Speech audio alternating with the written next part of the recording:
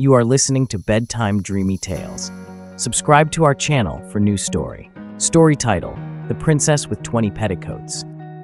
Long, long ago, before ever a blue flax flower bloomed in Holland, and when Dutch mothers wore wolfskin clothes, there was a little princess, very much beloved by her father, who was a great king or war chief. She was very pretty and fond of seeing herself. There were no metal mirrors in those days, nor any looking glass, so she went into the woods and before the pools and the deep, quiet watercourses made reflection of her own lovely face. Of this pleasure she never seemed weary. Yet sometimes this little princess was very naughty. Then her temper was not nearly so sweet as her face. She would play in the sand and roll around in the woods among the leaves and bushes until her curls were all tangled up. When her nurse combed out her hair with a stone comb, for no other kinds were then known, she would fret and scold and often stamp her foot. When very angry, she called her nurse or governess an aurochs, a big beast like a buffalo. At this, the maid put up her hands to her face. Me, an aurochs, horrible. Then she would feel her forehead to see if horns were growing there.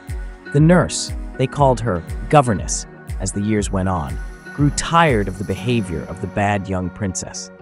Sometimes she went and told her mother how naughty her daughter was, even to calling her an aurochs. Then, the little girl only showed her bad temper worse. She rolled among the leaves all the more and mussed up her ringlets so that the governess could hardly comb them out smooth again. It seemed useless to punish the perverse little maid by boxing her ears, pinching her arm, or giving her a good spanking. They even tried to improve her temper by taking away her dinner, but it did no good. Then the governess and mother went together to her father. When they complained of his daughter to the king, he was much worried. He could fight strong men with his club and spear, and even giants with his sword and battle axe. But how to correct his little daughter, whom he loved as his own eyes, was too much for him. He had no son, and the princess was his only child, and the hopes of the family all rested on her. The king wondered how she would govern his people after he should die, and she became the queen. Yet he was glad for one thing, that, with all her naughtiness, she was, like her father, always kind to animals. Her pet was a little aurochs calf. Some hunters had killed the mother of the poor little thing in wintertime, so the princess kept the creature warm, and it fed out of her hand daily. It was in gloom and with a sad face that the king walked in the woods, thinking how to make a sweet-tempered lady out of his petulant daughter, who was fast growing up to be a tall, fine-looking woman. Now when the king had been himself a little boy, he was very kind to all living creatures, wild and tame, dumb and with voice, yes, even to the trees in the forest. When a prince, the boy would never let the axemen cut down an oak until they first begged pardon of the fairy that lived in the tree. There was one big oak, especially, which was near the mansion of his father, the king. It was said that the doctors found little babies in its leafy branches and brought them to their mothers. The prince boy took great care of this tree. He was taught by a wise man to cut off the dead limbs, keep off the worms, and warn away all people seeking to break off branches, even for Yuletide, which came at our Christmas time. Once when some hunters had chased a young she-aurochs with her 2 calves into the king's park, the prince, though he was then only a boy, ran out and drove the rough fellows away. Then he sheltered and fed the aurochs family of 3, until they were fresh and fat. After this, he sent a skilled hunter to imitate the sound of an aurochs mother, to call the aurochs father to the edge of the woods. He then let them all go free, and was happy to see the dumb brutes frisking together. Now that the boy prince was grown to be a man, and had long been king, and had forgotten all about the incident of his earlier years, he was one day walking in the forest. Suddenly, a gentle breeze arose, and the leaves of the old oak tree began first to rustle and then to whisper. Soon the words were clear, and the spirit in the oak said, "I have seen 1,000 years pass by since I was an acorn planted here. In a few moments I shall die and fall down. Cut my body into staves. Of these make a wooden petticoat like a barrel for your daughter. When her temper is bad, let her put it on and wear it until she promises to be good." The king was sad at the thought of losing the grand old tree, under which he had played as a boy and his fathers before him. His countenance fell. "Cheer up, my friend," said the oak, "for something better shall follow. When I pass away, you will find on this spot a blue flower growing. Where the forest was shall be fields, on which the sun shines.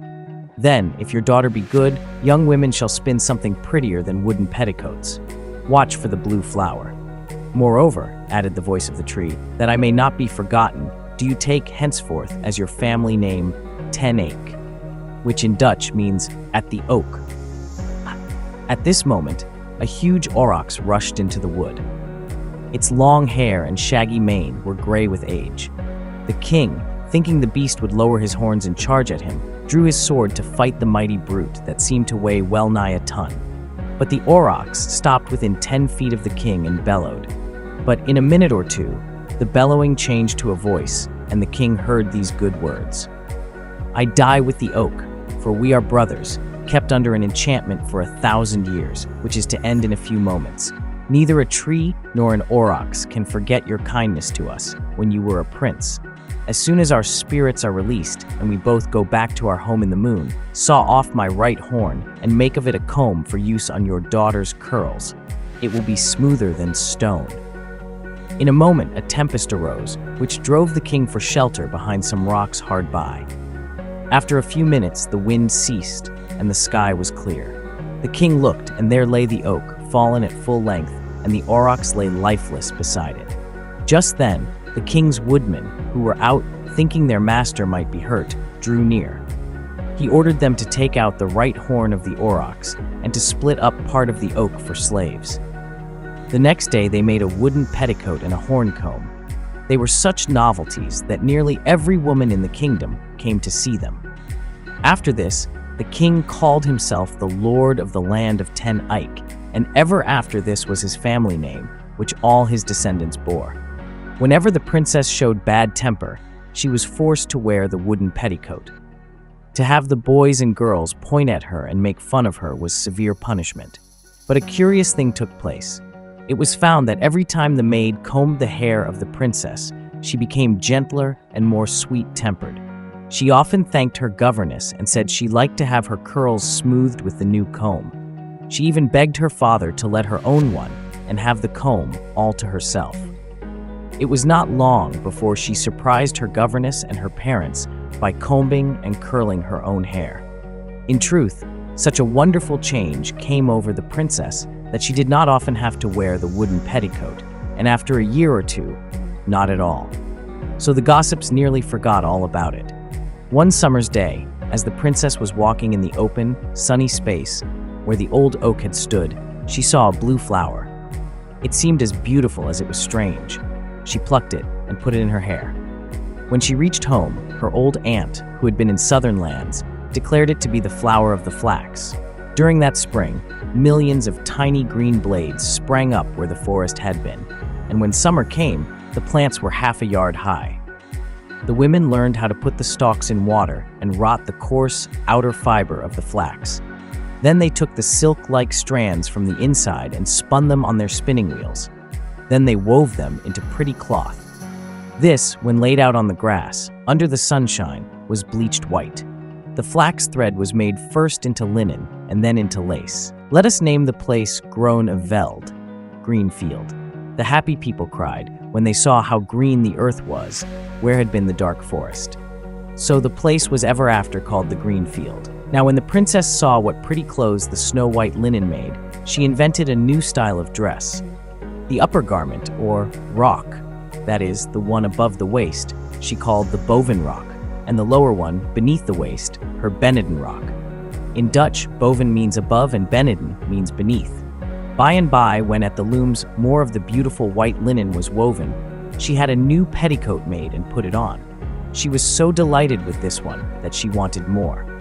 One after the other, she belted them around her waist, until she had on 20 petticoats at a time.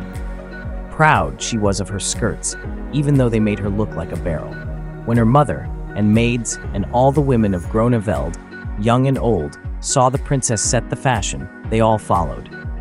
It was not always easy for poor girls, who were to be married, to buy as many as 20 petticoats. But, as it was the fashion, every bride had to obey the rule. It grew to be the custom to have at least 20, for only this number was thought proper. So a new rule, even among the men, grew up. A betrothed young man, or his female relatives assisting him, was accustomed to make a present of one or more petticoats to his sweetheart to increase her wardrobe. Thus the fashion prevailed and still holds among the women of the coast. Fat or thin, tall or short, they pile on the petticoats and swing their skirts proudly as they walk or go to market, sell their fish, cry fresh herring in the streets, or do their knitting at home or in front of their houses. In some parts of the country, nothing makes a girl so happy as to present her with a new petticoat. It is the fashion to have a figure like a barrel and wear one's clothes so as to look like a small hogshed. By and by, the men built a dam to get plenty of water in winter for the rotting of the flax stalks. The linen industry made the people rich. In time, a city sprang up, which they called Rotterdam, or the dam where they rotted the flax. And because where had been a forest of oaks with the pool and rivulet, there was now a silvery stream flowing gently between verdant meadows. They made the arms and seal of the city green and white, two of the former and one of the latter, that is, verdure and silver. To this day, on the arms and flags of the great city, and on the high smokestacks of the mighty steamers that cross the ocean, from land to land, one sees the wide, white band between the two broad stripes of green. If you like this story, please give this video a like. For more stories, go to bedtimedreamytales.com. See you in the next story.